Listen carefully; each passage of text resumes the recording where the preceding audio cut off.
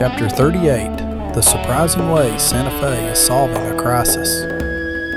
Behind closed doors, where the dim flicker of an old oil lamp throwed long, twisty shadows across walls all plastered over with maps and scribbled papers, there sat Don Esteban, with his hands all knotted up on the table, staring off into nothing like a feller who'd seen too many ghosts.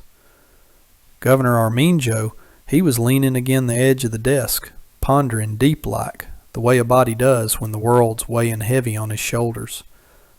Don Esteban let out a sigh that could have felled a tree. "Governor," says he, "we done spent too darn much already. Men, money, time. Them Apaches ain't just warriors.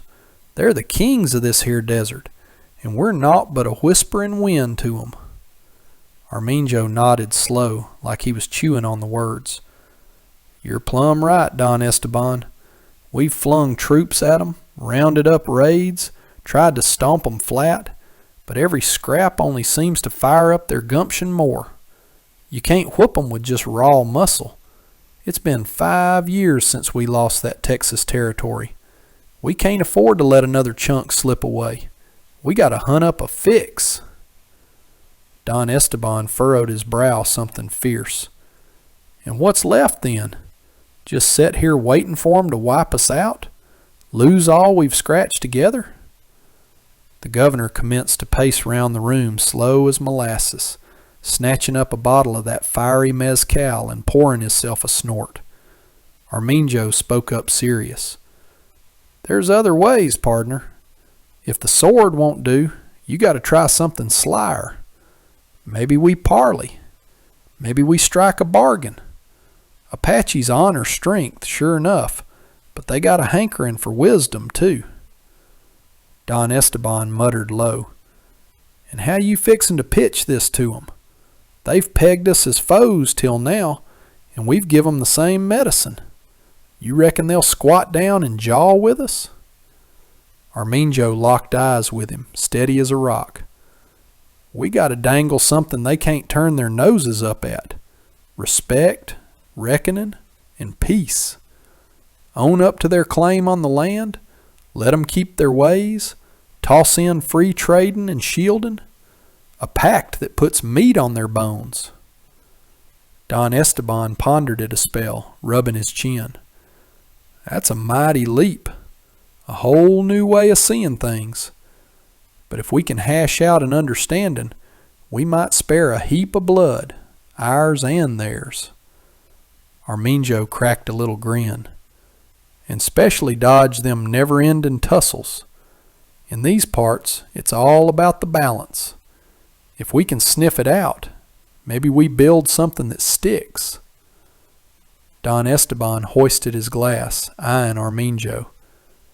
"Then let the palaver commence, for peace and what's coming." Arminjo lifted his too. "To a fresh start." They clinked 'em together, and a spark of hope kind of seeped into the room, even with that old war shatter still hanging round like a bad dream.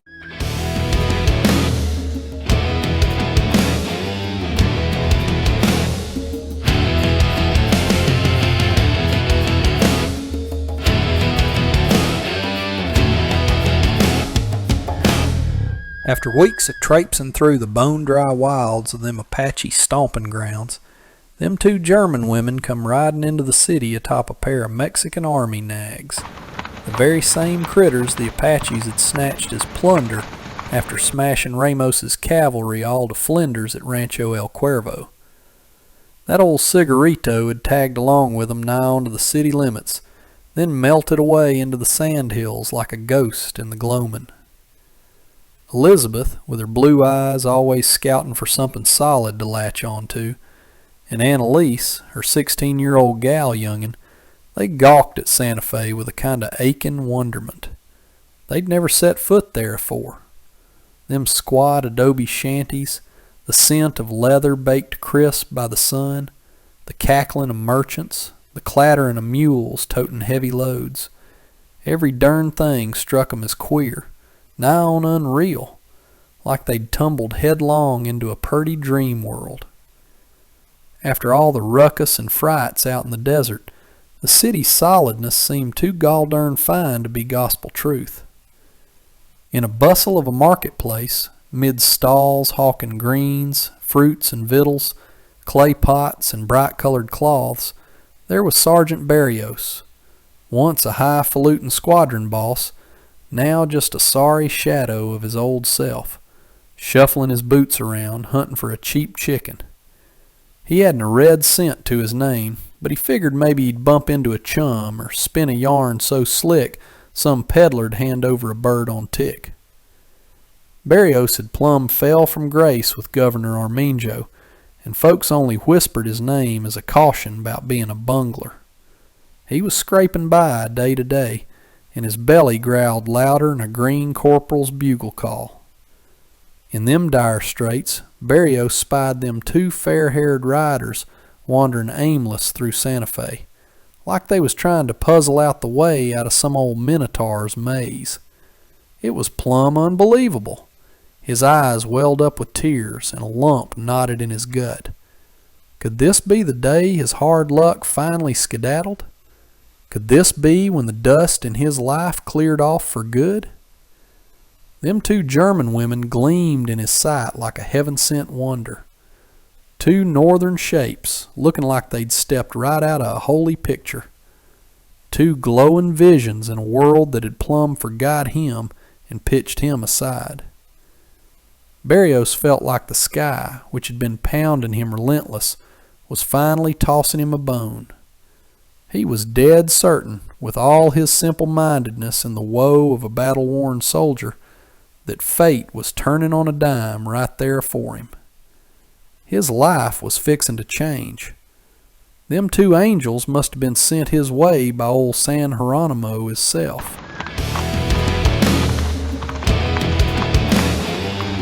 Sergeant Berrios, his cheeks still burning red with the thrill of his find, hightailed it toward Governor Arminjo's palace like a starving hound sniffing victuals.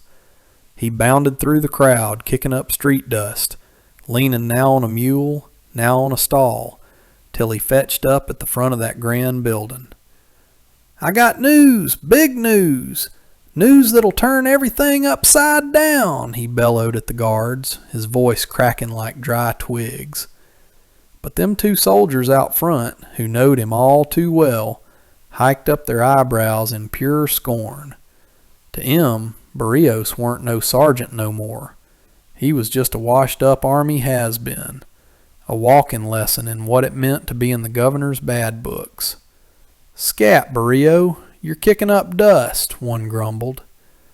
"But I got news that'll knock your hats off," he hollered again, trying to shove past. "If you come sniffing round here again, we'll knock your block off," the other shot back, landing a mighty boot square in his hindquarters. Then another, and another, till Berrios found himself sprawled in the street, dust caked in his mustache, and his pride tore to tatters.